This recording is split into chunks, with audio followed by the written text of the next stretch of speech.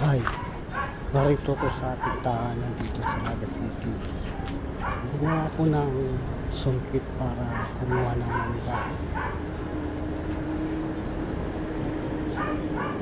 Para hindi siya mahulog sa baba. Para hindi siya madaling masira. Ang mangga namin dito, katabi lang ng ating tahanan. Marami rin siyang bunga, mataas din at matamis din siya.